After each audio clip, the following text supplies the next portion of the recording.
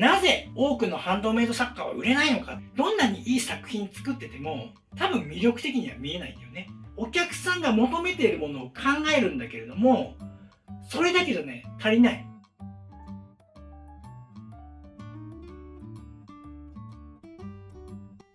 はい、お疲れ様です。西田麻の北川です。今日もね、フェルト教室始めていきたいと思います。今回も作家で食べていくために必要な考え方の話をします。でね、テーマは、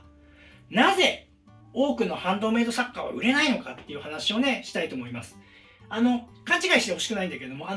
多くの人が売れないって言ってるんじゃなくて、売れてるんだけど、仕事として食べていけるほどの大きな売り上げを作ったりとか、安定的に、例えば月5万以上、10万以上っていうね、そういう金額をどうして多くの人が稼ぎ続けることができないんだろうっていうのをね、軸に話していこうと思ってます。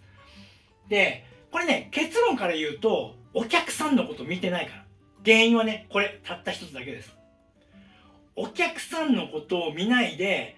どうやったら僕の作品は売れるんだろう、私の作品は売れるようになるんだろう、どういったものが流行ってるんだろうとか、もうそんなことばっかしか考えてない。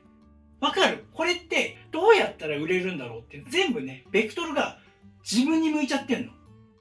自分はどうやったら売れるんだろう、どうやったら有名になるんだろう、どうやったらフォロワーが増えるんだろうとか、もうそんなことばっかり。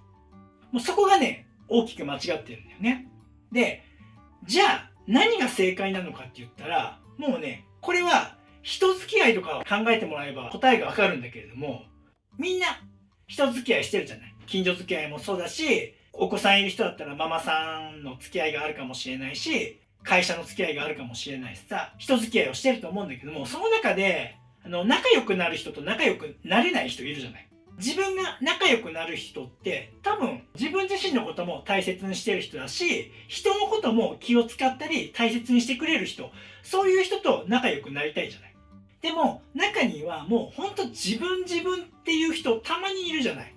そういう人と仲良くなりたいって言われたらちょっとなりたくないじゃない。それと同じ。なんか自分ってやってる人はそれ雰囲気出ちゃうし、どんなにいい作品作ってても多分魅力的には見えないんだよね。もちろん物が良かったらそこそこは売れるんだよ。売れるんだけど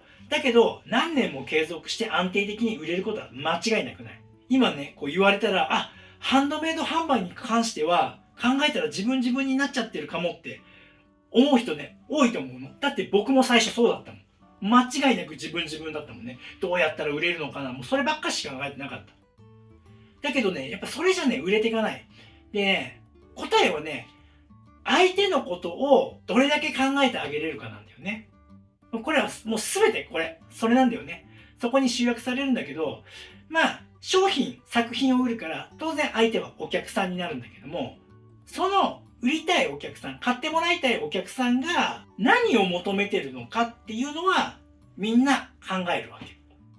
考えたことないっていう人はね、まずそこからだよ。まず、自分が全てのことにおいて考えるのは、お客さん、相手のこと。人付き合いも僕はそうだと思う。まず相手があって、相手のことを 100% で考えていいと思う。結果、自分に返ってくるから。だから、まず相手のことを考える。で、お客さんだったら、お客さんが求めているものを考えるんだけれども、それだけじゃね、足りない。みんなね、これはやってると思うの。お客さん何を求めてるんだろう。でもそれって、お客さんの表面しかわからないんだよね。そうではなくて、お客さんが何を求めてるんだろう。もっと深掘って。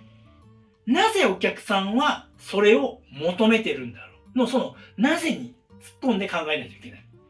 お客さんが何かを求めてるってことは、何かに困ってるから求めてるはずなの、それを。みんなもそうでしょ？自分のことで考えてみて。何かね、困っていて、これが手に入れば解決するのに、だから欲しい。じゃない？考え方としては。例えばさ、夕飯の準備して、カレーライス作っていたんだけど、じゃがいも足りないってなった時に、そこで起きた問題は、じゃがいもが足りないっていう問題が起きたんだよね。じゃあ、この問題を解決できるのは、じゃがいもを手に入れることよね。八百屋さんもしくはスーパーに行って、じゃがいもを買ってくることじゃない。だけど、そのじゃがいもの買いに行く途中に、果物屋さんが、奥さん、今日メロン安いよって勧められても、メロン買わないじゃない。だって問題解決しないから。それと同じように、多くのハンドメイド作家が特にやりがちなのは、その奥さんメロン安いよ、これすごいいいよってやっちゃってること。欲しがってもいないものを提供しようとしちゃってる。それが過去の僕なんだよね。どうやったら売れるかな、こんなの作ったら可愛いから売れるんじゃないだろうかとか。もう全然トンチンカンな話。ちゃんとお客さんが何に困ってるんだろうっていうのを見てあげると、それを準備してあげれば売れる。まあなんかこの夕食の話で言ったらイメージしやすいけど、じゃあハンドメイドだったらどういうことなの？それこそね、こうやって考えたらいいよ。イベントあるじゃん、マルシェとかも含めてさ、そういったものに足を運んでくれるお客さんってどういう人なの？どういうものを求めてるの？きっと世の中今物で溢れていて、他の人と同じもの被りたくないとかさ、変わったものが好きとかさ、そういう人が多分多いわけじゃない。で、それが要はざっくりとしたニーズになるよね。ちょっと変わったもの、個性のあるものを求めてくれてるお客さん。で、その中でもなぜそれを求めてるんだろうっていうところまで、そのなぜを深掘りしてあげれると、お客さんたちの悩みがもっと見えてきて、うちに来てくれるお客さんって結構こういう系統のお客さんが多くて、みんなこういうことを言っているから、多分こういうことに悩んでるんだなっていうのは、答えがね、確信の答えは見つからないよ。人の心だからわからないから。でも仮説を立てることはできるじゃない。だからそうやって仮説を立てて、その作品を作ってみて販売してみる。そしてその反応がいいのか悪いのか、それで売れれば、あ、これでいけるんだと思って量産したりしてさ、どんどん売っていけばいいし、でも反応が違うって全然売れないんだったら、あ、ここじゃないんだ、仮説が間違っていたんだな、じゃあこっちかなって新たな仮説を立ててまた作ればいいじゃない。それをやるの。それをみんなやらないで、自分の作りたいものを作って、さあ欲しい人買ってってやってるから、だから売れないの。ここなんだよね。ここが大きく違うと思う。だから作品を売っていくためには、やっぱりお客さんのニーズに応えること。上っ面のニーズを見るだけじゃなくて、お客さんはなぜそれを欲しがっているのか、その問題の部分を見に行くようにしてあげると、